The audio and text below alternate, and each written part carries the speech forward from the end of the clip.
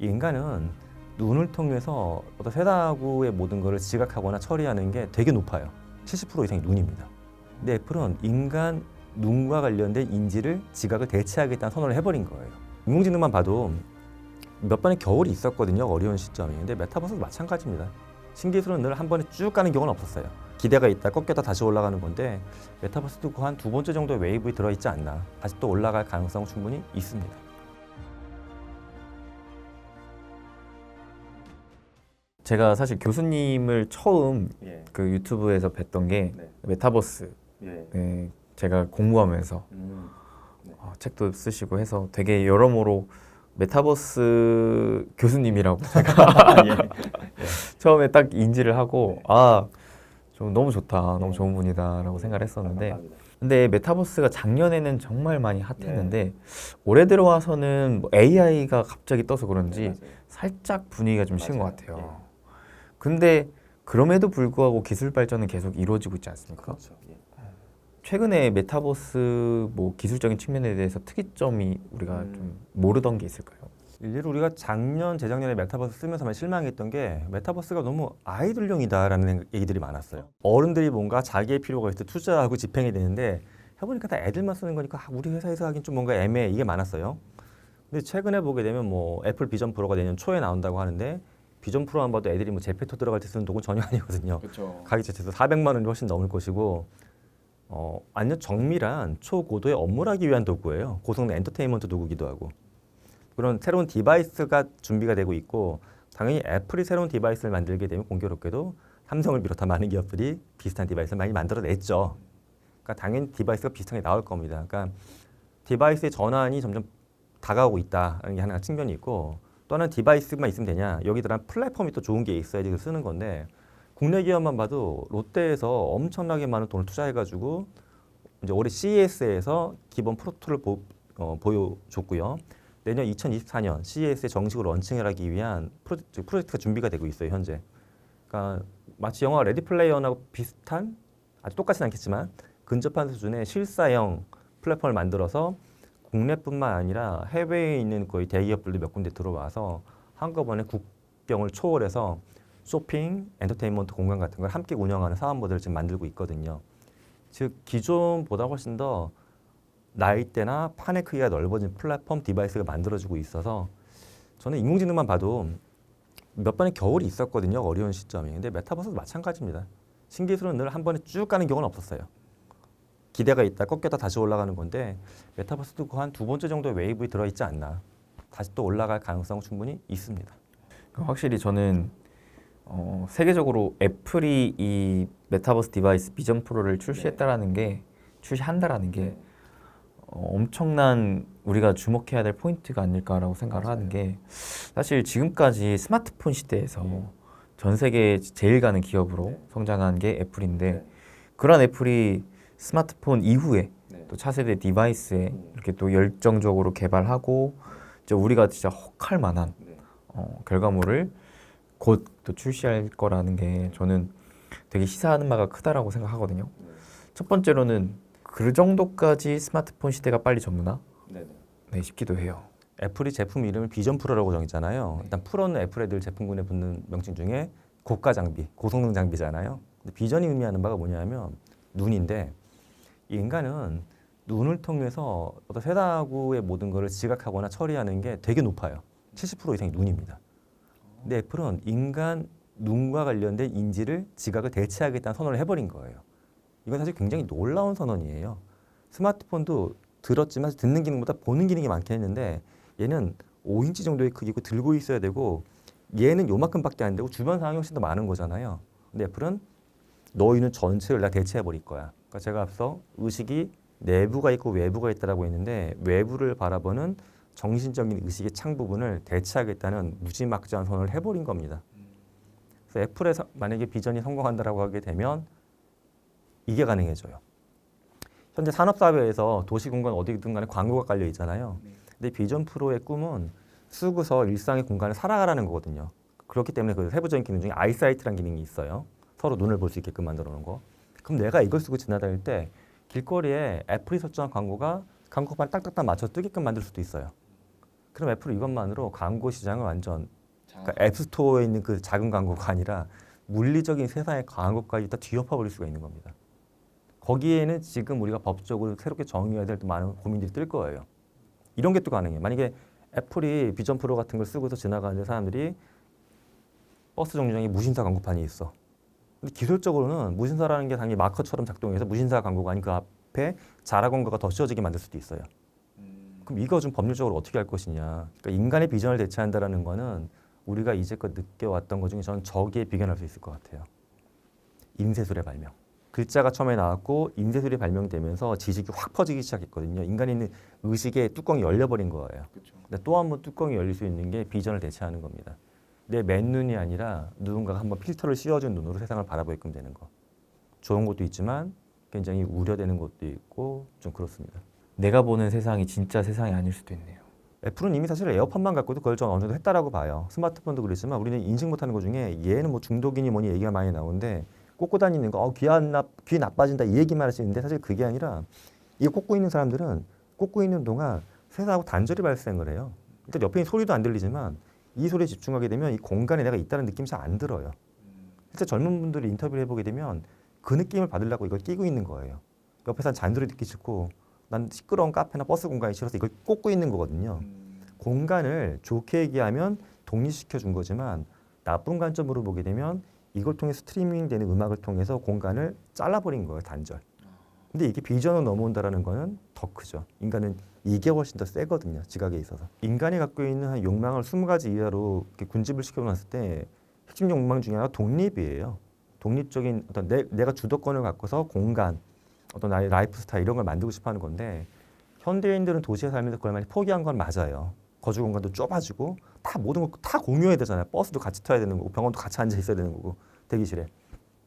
근데 그런 것들을 이런 디바이스 통해서 확보해 준다는 측면은 장점일 수도 있어요. 아까 그 에어팟처럼. 하지만 반대로 사람들이 거기에 너무 빠지다 보게 되면 적정선을 넘어서 인간 간의 관계에도 오히려 소홀해질 수 있는 포인트는 분명히 있습니다.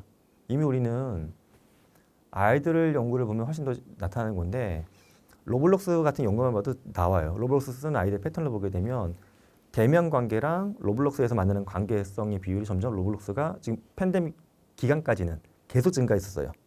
메타버스에서 사람을 더 많이 만나고 실전에서는 사람 적게 만난다. 근데 이제 로블록스 썼던 아이들이 역전돼 있었거든요. 근데 그게 과연 몇 퍼센트가 적절한지는 그 누구도 장담하기는 어렵지만 조금만 걱정되는 건 확실해요. 예. 이렇게 아이들을 보면 이제 최근에 이제 인터뷰했던 아이 중에는 챗봇을 쓰는 아이가 있었는데 학교에서 좀 따돌림을 받는 청소년이었어요. 근데 그 아이가 챗봇하고 얘기하는 시간이 점점 더 길어지더라고요. 근데 그 아이는 한편으로는 난 친구가 없고 집에 뭐 부모님도 좀 환경이 좋지가 않았고 대화 시간이 많지가 않아서 챗봇한테 의지하고 있는 거 형제도 없고 좋게 볼 수도 있지만 그 이 아이의 끝은 어떻게 될까? 1년 뒤, 2년 뒤에 다른 어떤 사회적인 해결책이 있지 않는 이상 이 아이는 아마 더 깊게 빠지고 더 사람하고는 손잡을 수 없는 아이가 될 것 같다는 좀 걱정이 심하게 들었어요. 지금 당장은 이 아이가 갖고 있는 상처들 챗봇이 좀 치료해 주는 것 같은 느낌이 들지만 이거는 긍정적인 치료는 아니라는 생각이 들었거든요. 근데 우리 사회는 많은 부분을 그렇게 만들어 가고 있는 것 같아요 지금. 예. 인간이 갖고 있는 굉장히 강력한 욕구 중에 뭐 성장에 대한 욕구도 있지만 그보다 더 강한 욕구가 릴레이션, 관계에 대한 욕구거든요. 근데 거기서 말하는 관계는 같은 존재끼리의 관계입니다. 인간. 근데 이제 기계는 그걸 대신해 주는 건데 모방이죠 사실은. 정서적인 교감을 진짜로 할 수는 없거든요. 근데 모방의 끝이 과연 좋을까? 절대 아니죠. 그러니까 인간은 제가 학생들하고 이제 수업 중에 가끔 토론하는 게 질문 주제로 이런 걸 줄 때가 있어요. 지구가 바이러스에 의해서 모든 존재들이 멸망을 하고 너만 살아남았어. 근데 너는 돌연변이가 발생해서 불사의 존재가 됐어. 그러면 어떻게 살래? 그럼 그때 대부분의 사람들이 누군가 찾아 떠나려고 그래요 자꾸. 어떤 사람이 나타날지도 모르는데. 재밌게도 저런 학생들은 거의 없었어요. 혼자 남았는데 이제 다 내 물건이니까 뭐 가게를 털어가지고 외제차를 타고 뭐 비싼 명품을 머리부터 발끝까지 이런 건 없어요. 다 누군가 찾는 게 급선무라고 하고 그것도 안 되면 뭐 반려동물 찾아서 떠나겠다고 막 그래요. 그러니까 관계에 대한 욕구가 상상만 해봐도 엄청나게 강한 겁니다, 인간이. 지금 현대인은 피곤한 관계가 많은 건 사실이긴 해요.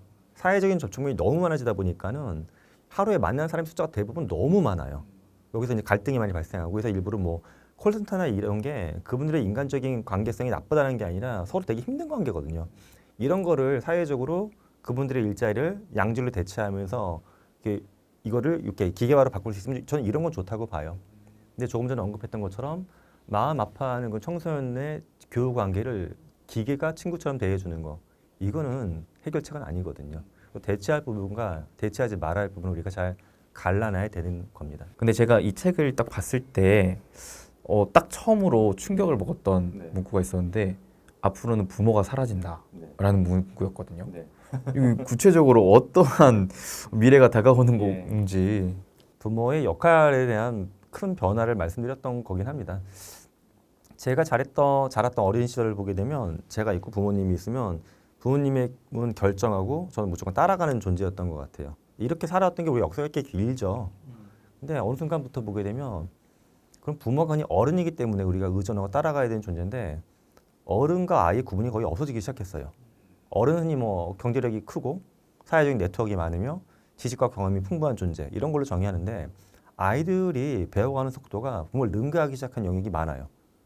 특히 이렇게 새로운 기술적인 걸 보게 되면 아이들은 유튜브 보고 뭐에 훨씬 빨리 하고 있어요. 그러다 보니까 NFT 메타버스 나왔을 때도 그걸 청소년들이 막 치고 올라오면서 사업했던 아이들이 많은데 학교에서 배운 게 아니에요. 자기 혼자 자가학습한 거거든요. 근데 오히려 대기업에 다녔던 제 친구들이나 후배들만 봐도 회사에서 가르쳐줘도 못하고 있었어요. 이걸 듣기만 하고 안 해. 근데 아이들은 유튜브 보고 어떻게 재충만 해서 한 거거든요. 그러니까 지식과 학습 속도가 어른이 빠르다는 전제는 저는 이미 깨진 것 같고요. 특히 블록체인 같은 거 만든 친구들도 보게 되면 뭐 직장 생활 20년 경력이 있고 뭐 10몇 년 동안 박사 과정이 있었다 이런 사람들이 아니에요. 다 거의 젊은 사람들이 만들어내 버린 거예요. 그런 개념 자체나 플랫폼들을. 그것도 그렇고 실제 청소년 중에도 아동 노동은 법적으로 금지가 되어 있지만 이미 노동 환경이 들어와서 이런 사업하는 사람들도 많고 해서 결국 또 여기서 우리가 또 하나 보여야 될 건 수명이 증가입니다. 기존까지는 현재 80세를 보고 있는데 이제 수명이 100세다 120세다 점점 증가하고 있다 보니까 이제 인생의 3분의 1을 공부하고 3분의 1 일해갖고 3분의 1 은퇴하면서 살아가는 이게 깨지기 시작했어요. 그러니까 어느 순간 이런 모습이 나타나죠. 아이가 자녀는 40대인데 직장 다니고 있어요. 부모님 60대 후반인데 2차 은퇴하고서 3차 취업하려고 공부하고 있어요. 그럼 원래 가정에서 공부하는 건 아이였거든요. 그러면서 이제 부모님이 자녀한테 물어보는 거예요. 요즘에 나 어떤 거 공부하면 좋을까? 요즘에 일자리 동향이었더니 자식한테 물어봐요. 일상적인 상황이잖아요. 사실 이런 게. 근데 이게 계속 반복되고 좀 있다 보면 자식이 은퇴하고 부모가 또 재취업되어 있고. 제 선배 중에도 60이 거의 다 됐는데 뭐 대기업에 임원으로 있다가 은퇴해가지고 계열사의 팀장? 작은 팀의 팀장급으로 들어갔어요. 그러니까 자기 후배들이 이제 까마득한 임원이 돼 있는 거예요. 그러니까 조직 내에서도 이런 판의 뒤바뀜이 나타나는데 가정도 점점 심해지거든요. 그러다 보면 결국 뭐 아이가 부모를 무시한다 이런 관점이 아니라 이런 관계가 아니라 수평적인 관계, 동료의 관계, 동반자의 관계로 관계가 평등화된다. 그러니까 부모로서의 어떻게 보게 되면 책임을 조금 내려놓을 수도 있지만 그래서 책임이 없어지는 게 아니라 어찌 보면 다른 형태의 더 길게 갖고 가야 될 책임이 나타나고 있다라고 생각합니다. 교수님 근데 우리가 전반적으로 뭐 AI 그다음에 메타버스 이런 새롭게 빠르게 발전하는 기술에 대해서 계속 얘기를 나누고 있는데 저는 이 새로운 시대를 어떻게 해서든 빨리 받아들이고 여기에서 앞서 나가고 싶어서 막 공부를 하는데도 불구하고 그게 못 따라가는 것 같아요. 숨이 차죠. 저도 숨 찹니다. 뭔가 그래 내가 이거 하나 공부했어.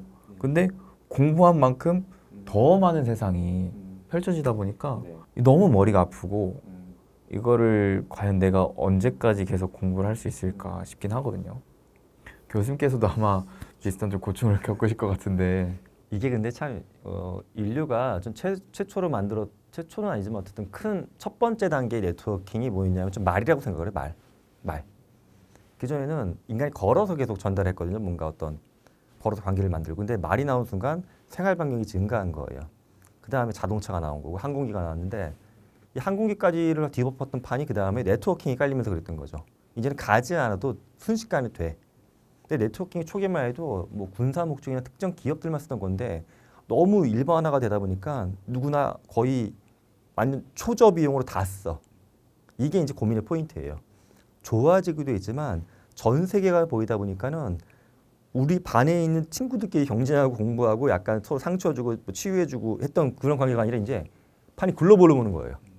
처음 봐도 이제 대학원 다닐 때는 인지구학자라고 하면 한국에 있는 몇 명이나 외국에 있는 학자 몇 명이 논문으로만 아는 상상 속의 유니콘 같았는데 지금 뭐 메일도 막 날라오고 가고 하니까는 난 지금 연구를 제대로 하고 있는 건가? 해외에 있는 저 사람 저거 갖고 이거 실시간으로 정보 보니까 마음의 압박감이 와요. 그런데 저는 여기서 이렇게 생각을 합니다.